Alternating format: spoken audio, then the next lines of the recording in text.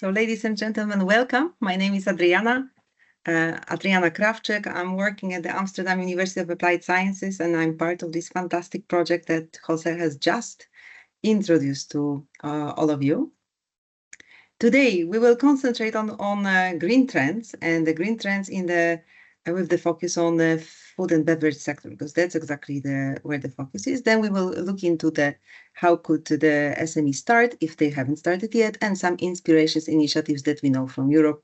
And of course, I will be very happy if you help us with adding more inspirations and maybe telling us more about your experiences.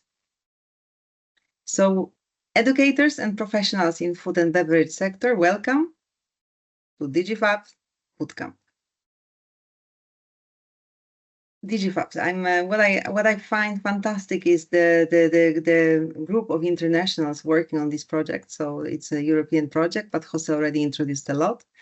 And another thing is to combine the forces of SMEs and university.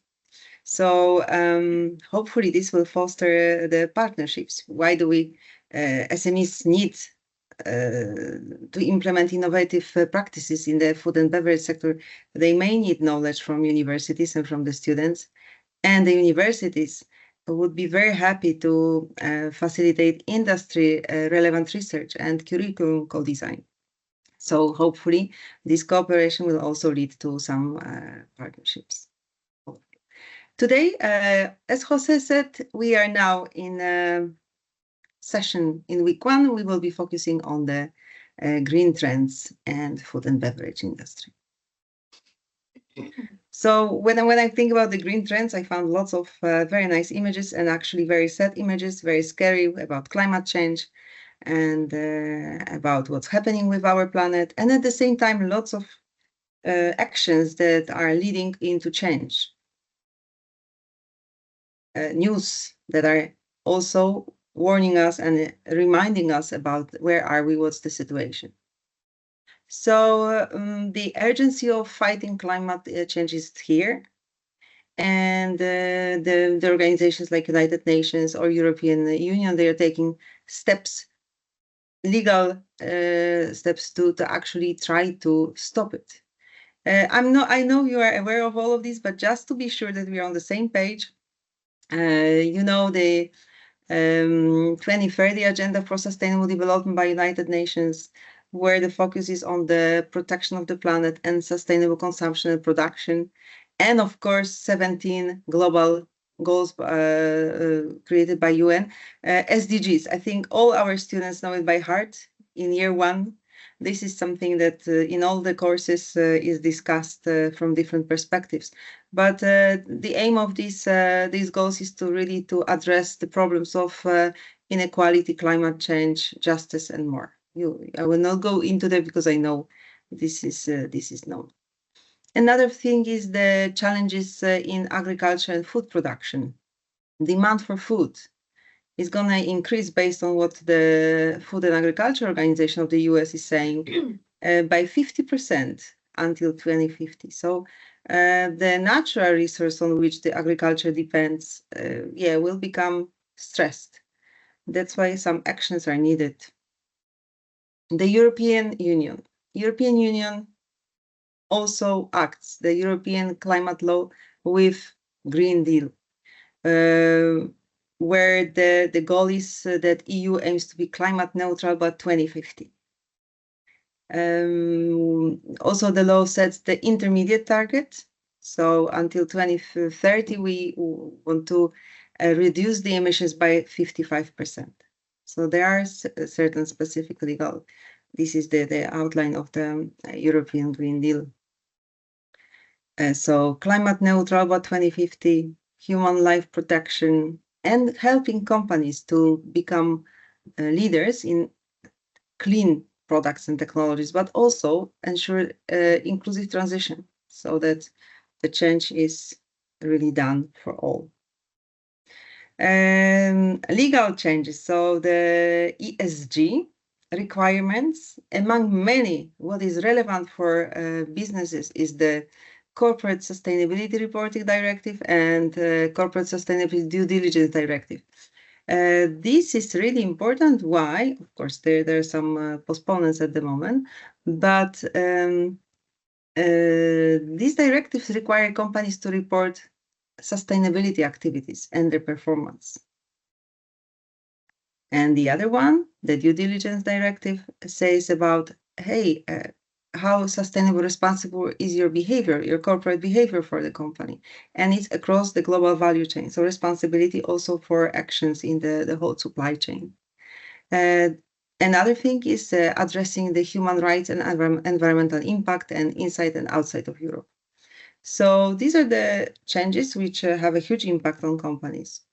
Another is the movement, Industry 5 and Society 5.0, where there is an increasing pressure on sustainability, society, inclusive digital solutions.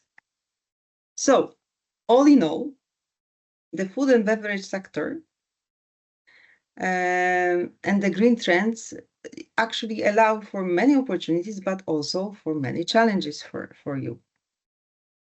So when I look at the food and beverage sector, what are the statistics like? The largest sector, manufacturing in the EU. Another thing is that is needed transformation there by digitalization, sustainability, and consumer demands. We will talk about it more in depth. The customers are actually asking for sustainable products because of the new trend and strong trend. So we are actually, the goal is to move into more sustainable food system. Another thing is the food safety, packaging. Also, World Health Organization says food safety is really the top priority, and also how safe and how is it transported. In relation to Industry 5.0 and Society 5.0, the big focus is on waste prevention. We will also talk about it. And process improvement and smart environments. These are all four things. So the SMEs in the food and beverage sector need to adapt to changes. They are already adapting, but SMEs in the F&B face increasing pressure because of the legal requirements and because of the preferences of the customers, what they demand. That's why I hope we have brave food and beverage professionals here with us, and fantastic also brave educators. If you could tell us, how are you exploring implementing green trends within your SME? And for the educators, what are your insights on especially this question, this point that the SMEs in F&B sector face increasing pressure to adapt their businesses models to and operational strategies? Do you have any insights? Could you say, how are you exploring and implementing green trends? Hello. Yes. No, I'm just from our point of view, where myself and my colleague are on this course, but we work in Northern Ireland, and we kind of work alongside SMEs in terms of project work, but we also deliver some education as well, whether it be training courses or through degree programs. And we're finding that the green trends, we would sort of work with like digital technology, whether it be through use of sensors, data, understanding where your utilities are being used or maybe not being utilised correctly.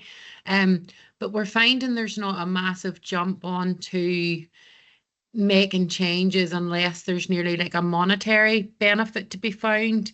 It doesn't feel like companies are wanting to do it for the want to do it. It's more to do it because it will benefit me and also the legislative side of things rather than the want to be green, if that makes sense. Yeah, I understand that it's not that they want, but they have to. Yeah, exactly. But we're finding, you know, in NI and the UK, the retailer, so the manufacturer customer seems to be applying a lot more of the drive behind reporting, and you spoke about ESG and that kind of thing. It's really being sort of used at the minute as like a reporting mechanism for the customer of the manufacturer, and that's maybe what's causing companies now to start looking into it and working on it and making the improvements. But I suppose with some of the SMEs we work with, they don't know what they don't know. So yes, we know that we read our electric meter every quarter, but where it goes in our factory, we don't have that answer. So it's quite there's a lot of maybe trying to make improvements, but not really knowing where to start. So also very interesting what you say, that it would be good to know where to start. Yeah, the clear guidelines. Yeah. Thank you, Chiara. Is there anyone else that would like to follow up on what we just heard from Chiara? I see a comment in the chat from Geraldine. Yeah, that's for myself. Yeah, so similarly, from working with businesses in Ireland, definitely in relation to the green agenda, these are seen as nice to haves from SMEs, not must haves. They usually have to be incentivized from a financial perspective. And as Kira was saying, the driver being from the retailers in terms of doing it. So some absolutely will do it from their own kind of like values and the approach that they take, but they are definitely in the minority for SMEs because they're so busy working on keeping things going in relation to the business. Anything that's seen as extra is extra.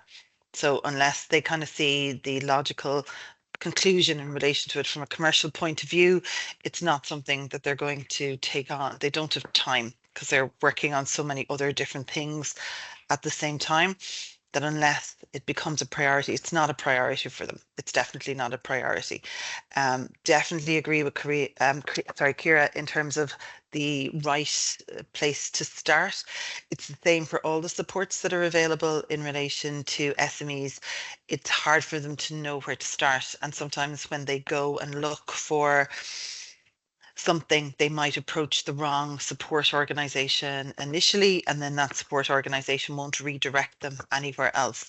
So based on the OECD report, when that was done recently in relation to the education and training strategy in Ireland, one of the things that was adopted was to look at the no wrong door approach, that whichever door SMEs pushed open to try and get information, they would be redirected elsewhere. So we do have, in part as a response to that, an enterprise hub with 180 different supports, but again, that's 180 different supports. So even trying to kind of get through that, it's kind of a bit insane, really. Well, thank you so much, Geraldine. Very interesting insights, and actually good for our bootcamp, the problems that we can also pick up and discuss what to do next. Thank you so much. And maybe now we will move on to Zoom a little bit more, like the green trends and the food and beverage small medium enterprises. So I would like to discuss these following points today with you: environmental sustainability, resource efficiency, responsible sustainable sourcing, consumer expectations, nutrition and health. These are the trends that we will be just looking one by one.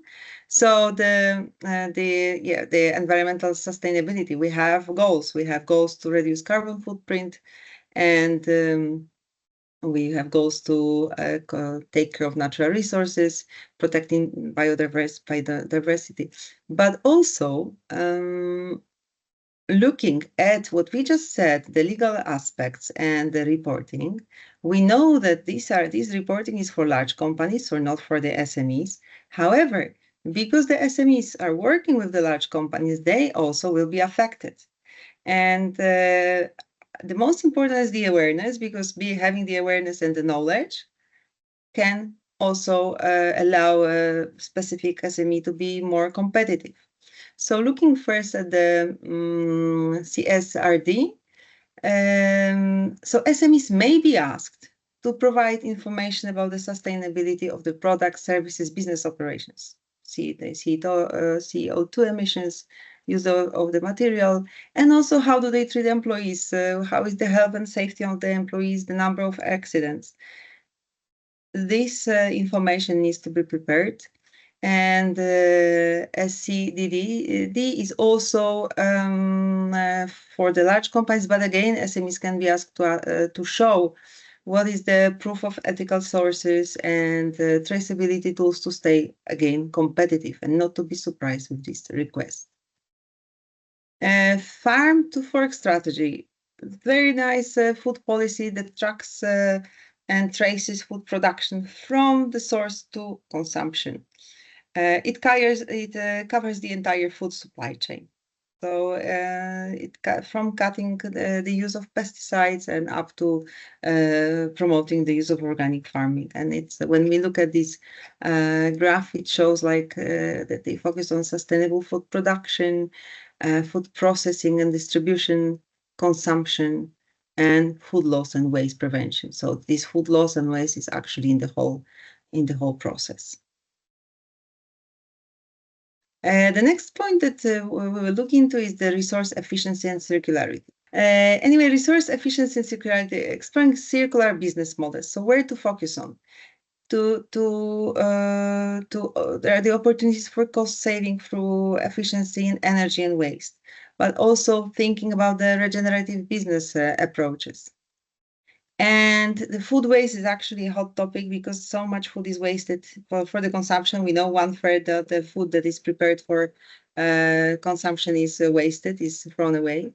But also thinking about inventory management, about smaller portion sizes and partnerships with how to redistribute the surplus of food. All creative approaches are crucial for minimizing the food waste. For companies, Orbis helps to measure, to weigh how much waste has been done in the businesses. This is how it looks. They say they help professional kitchens, and then they measure and automatically recognize what kind of food is thrown away, in what quantity, and what time of the day. We have to measure first before we can actually improve. So that's a great step. For customers, initiatives like Too Good To Go or Task Force Circular Economy in Food. Are you using apps like Too Good To Go or anything else where you can pick up food in the restaurants, local shops, and then less is wasted? But much more is needed. Much more of the creation of the food waste fight is needed. Why reducing food loss and waste can be a triple win? Oh, yes, someone is using. Thank you. I see, Geraldina. Thank you. You are using Too Good To... Use Too Good To Go, yeah. Sustainability of those apps. Okay.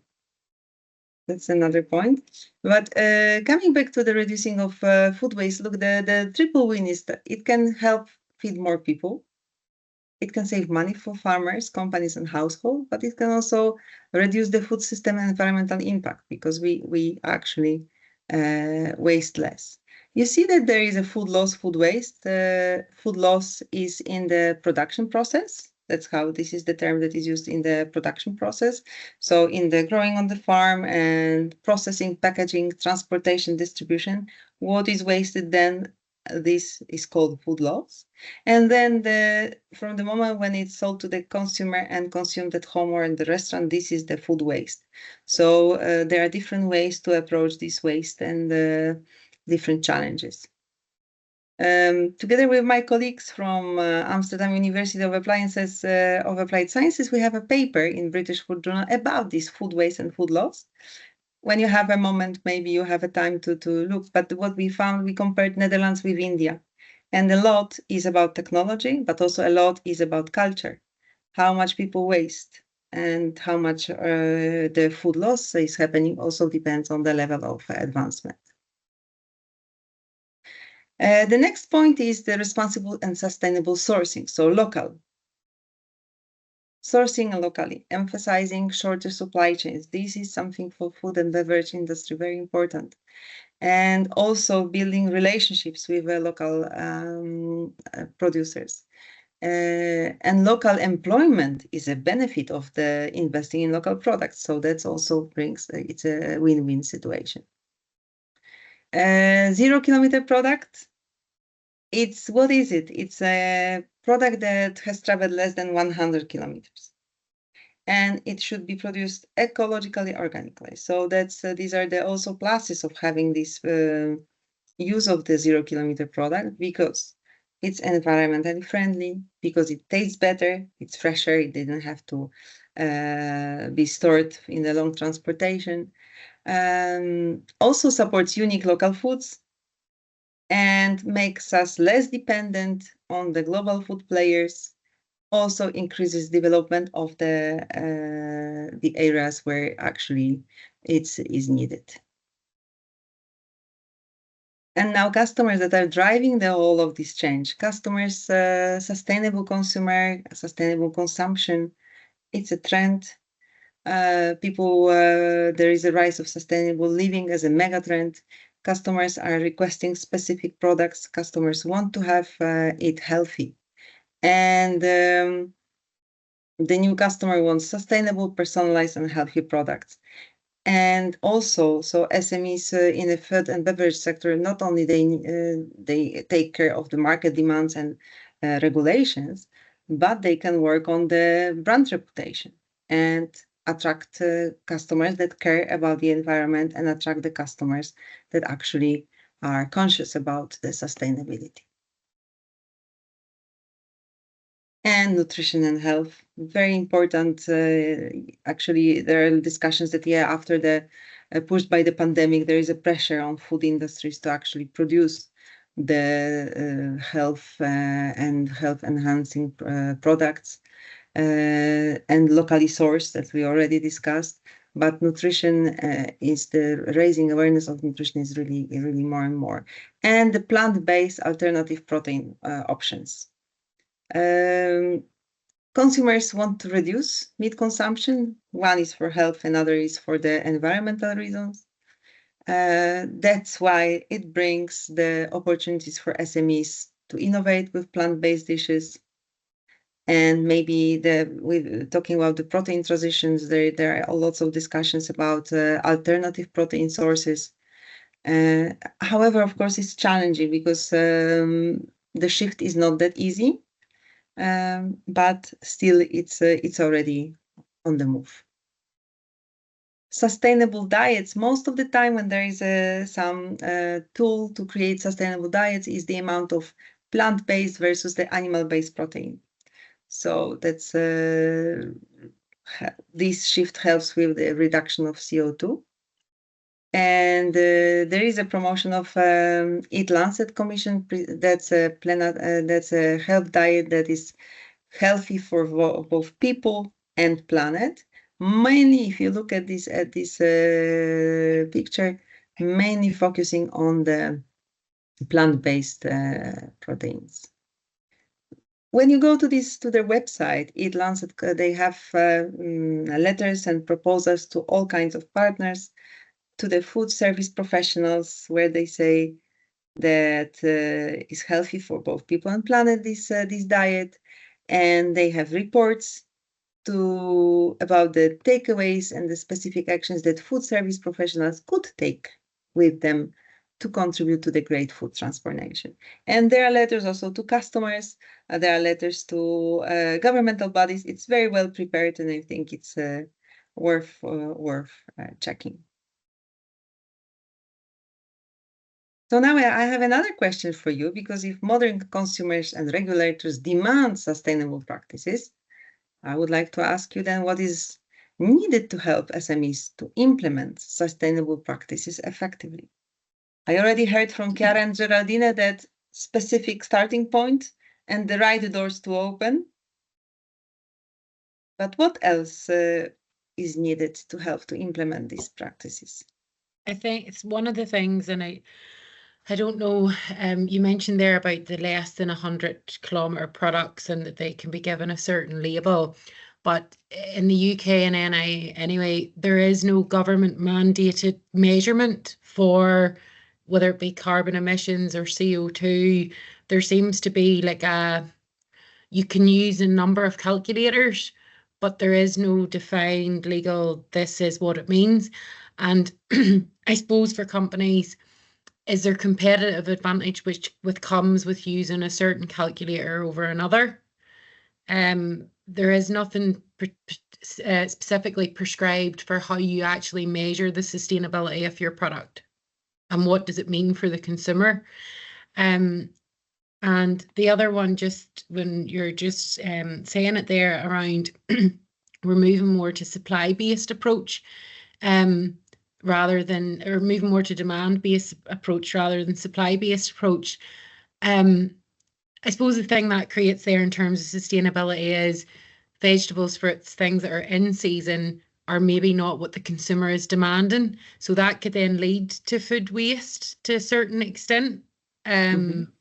Same as the plant-based alternative. I know there was a boom definitely here in UK and NI, say about 3 years ago. But when we look about, you know, the bag of pack ingredients, it's not a clean declaration, which again contradicts other demands that the consumer has as well. And I think then the other thing just in food waste, I know there's organisations in the UK and they tie into feed banks and surplus, but I think it's a double-edged sword, and it maybe comes back to you mentioned about the process waste. I think now some companies or retailers nearly have created a market to be able to say that they've donated so many meals and saved so many meals from waste, when actually it's a market employ, because it actually falls into their social corporate side. We've donated so many meals, but really, was it overproduction, or was it because you've now created a market because that ticks a different social box or a corporate box?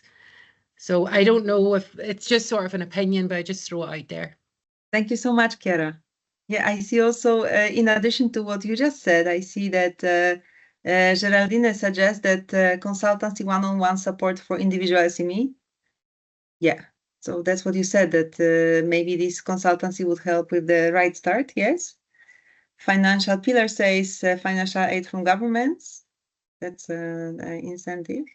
Thank you. And Glenn says that writes that technology to reduce food waste in hospitality is developing and becoming more available for large venues. However, this potentially remains viewed as cost prohibitive for SMEs in terms of initial capital investment. Yes, so there is always this challenge. And there is a link, positivecarbon.org is an interesting example. Thank you so much. We will we can look at it later. The other thing is, you know, we've been to some presentations about waste and sustainability, and especially for small businesses or startup businesses, there doesn't seem to be one-on-one guidance for entry points to the market. So, I mean, if food companies starting up only need, especially in the UK, a EHO number, what they really need is guidance and support about sourcing ingredients, getting the right packaging. I know a lot of companies will source packaging online, maybe use packaging that's too thick or too heavy, contribute to more one-time use product. I think the entry to the market now in food is also causing a problem, because we see startups everywhere, whether it's catering, getting there's lots of funding for new startup businesses, but they're looking at getting the product made and getting sales and getting exports, but we're not actually targeting the issues now that we're fighting, and we're putting pressure back on to the bigger companies to start focusing on. It should be an entry point level. If you want to start a business now, what are your sustainability goals? Because there's a lot of businesses start and fail, but they've already contributed to the waste that's already in the system. Just my opinion, because we don't want to stop people developing, but we're not narrowing it down from the entry point. And there's plenty of food technology support in the system, and collaborations even like this, where support could be given and tailoring it to making sure, can that product actually launch, a bit like what a retailer does with a major food company. They put them through the steps of the new product development, but they also make sure that the products are actually sustainable to go on to the market. Are they going to sell, or are we going to be left with waste? And another point about the waste from working in produce, we're creating all these food banks and wonky veg and pieces that people don't eat. Why does the retailer not just extend their specifications to allow these vegetables, if they're okay to be sold on for wonky veg and damage, why are we not educating people to say a bent carrot or a broken root or something, a damage to an apple, some of the scarring which is natural? Why are we not introducing that into the market so that people can peel it and use it? Why are we making a new, as Ciara had mentioned, we're creating a new avenue for waste when actually it could be sold with the products we already make? Sorry, it's one of the things that really bugs me. Yeah. I was just to add to the ugly. I had a lecture on ugly fruits and vegetables which could be used. There are little actions to do some food from that, but also we had a discussion with different professionals why these ugly. So what you just said are not actually are wasted. So that's another. Why challenge. not have a competition? If you find one of these, put it on Facebook and let's have reward somebody for finding it and using it, rather than we grade it out in long production runs into waste that then has to be regraded and reworked and rewashed in some instances to be used again. Like, we're totally inefficient, and people need to realize that cucumbers aren't straight and carrots can come forked, or apples do have scars on them which are going to peel for the children anyway. Very true. But it's hard to get that sort of initiative going, that, not make a market for wonky veg, but make it part of the production that we're already in. The amount of times I've had product rejected for small blemishes at depot would blow your mind in the past. I think anyway, what you say also is related to the comment by Paula, that awareness education campaigns are useful for SMEs of the opportunities available to them, but also awareness and education important for what can you do with this ugly food, even starting from young age.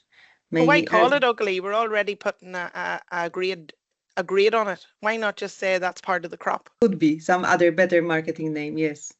Yeah, and creating a new range just to collect that from a production point of view.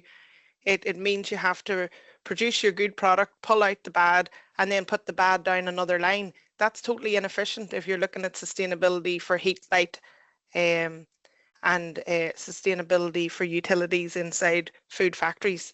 But entry to market is definitely something that needs to be looked at, how food businesses can enter the market and launch products without considering the things that we're now talking about implementing with businesses that are already established. No, super. Thank you, Kenny. That's very insightful. And I think Mike also, Mike is talking about the reporting, that we need to report from 2026, and micro enterprises are extended for now. Thank you, Mike. And there is a link in the chat. And businesses, Geraldine, businesses need to see the role models. Case studies are important, those in DIGIFABS. Incentives need to be there. That's from Jose. And need to be visible and accessible. Yes, that's exactly what you said. And Paula sent the project that she's working on, Waste to Worth. Thank you so much. We will look into that, everyone. It's in the chat. And Geraldine, we are at all sorts of wind. Yeah. Oh, that's a beautiful name. Kine, wonderfully shaped produce. That's what also positive. Thank you so much. Now, ladies and gentlemen, we move on. What are the practical steps? But actually, we discussed that here, what is needed, because that's what we need is more specific help and more one-on-one discussion and consultancy. It's all in our chat, what you wrote. But for SMEs to get started, what's the current footprint? What are the key areas of impact of your operations? The energy use, waste, generation, sourcing. Then knowing that, setting realistic and measurable goals. But first, there is a target measure act approach. So reducing food loss and waste is based first on setting how much do we waste, and then action to reduce after knowing how much actually the company is wasting, and engage the team. So the awareness and participation of the whole team is crucial in making it work. Communication, be transparent with the customers about the sustainability journey, because customers care about it, those that care, they're interested, and also it's to build the trust.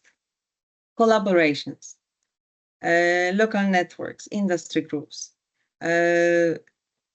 all the initiatives focus on the sustainability.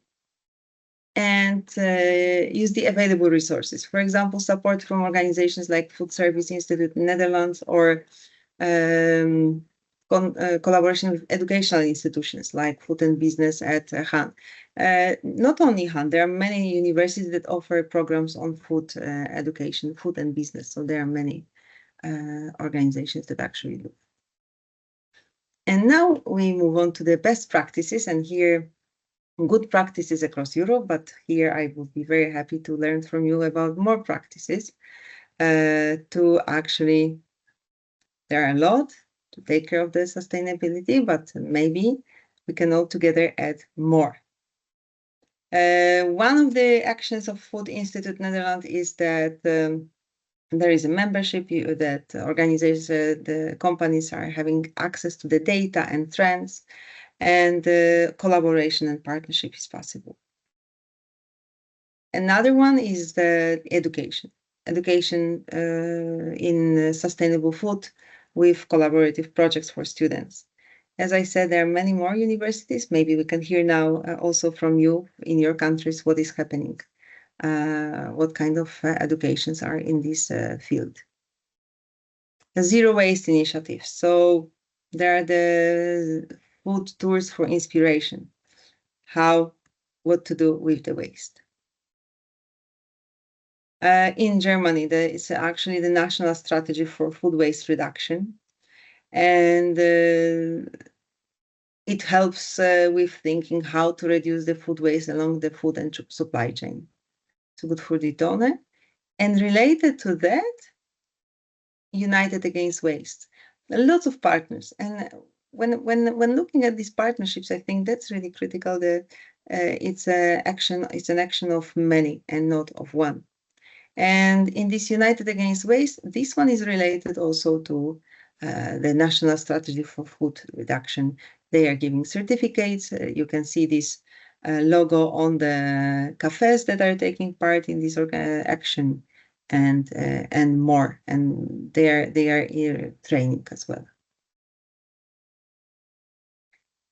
Online courses on food waste. That we have it from Spain. Learn foodtouristic.com, e-learning G0 project, and I checked these courses. They are in a few languages. It's in Spanish, it's in English, it's in many other languages. So, and there are different courses on how to actually make sure that the food waste is minimized. As we also had in the chat, suggesting that awareness and education are key to minimize it. So that's one of the ways to inspire people to waste less. Now, having this international fantastic group here, I would like to ask you, do you know any other initiatives we could add to those that we outlined here? Is there anything that you could suggest, any website, any organization that we could look into? There's an organisation based in Northern Ireland. I think they have a version of it in the UK, but it's called International Synergies. And it's basically like a matching company. So what may be looked at as somebody's waste could be somebody else's raw material. So they do matching workshops. So you go and detail what types of waste you generate at site, and then other companies will share, but then potentially there could be a link up where you could be providing a raw material. So for example, there was one around the use of natural dyes for fabrics, and they were able to get a link for purple or red onion peel to then be used to dye fabrics for a company. So they basically just create a huge database, and then you can type in what you're looking for, and it will show any matches that are there in order to kind of create that circular economy type thing. And Chiara, could you write this website in the chat? Yeah, of course. Yeah, no problem. Okay, great. And we have also, thank you so much, Paula, again, in the waste, the project that you are working on, right? 25 good practice from around Europe. Super. And Pilar in Spain has come that restaurants provide lunch boxes for free to take the food you don't eat. Yeah, no food waste. Right. And Paula, this project that you work on, the waste to worth, what I know it's a difficult question, but from those 25 good practices, is there anything very different that could be an inspiration for us? Yeah, because it's focusing mainly at SMEs, they're all kind of, we tried to find SMEs that were carrying out good or inspiring actions already. And so then, like someone said earlier, that the cost may not be prohibitive then, that they're designed to help businesses that size already.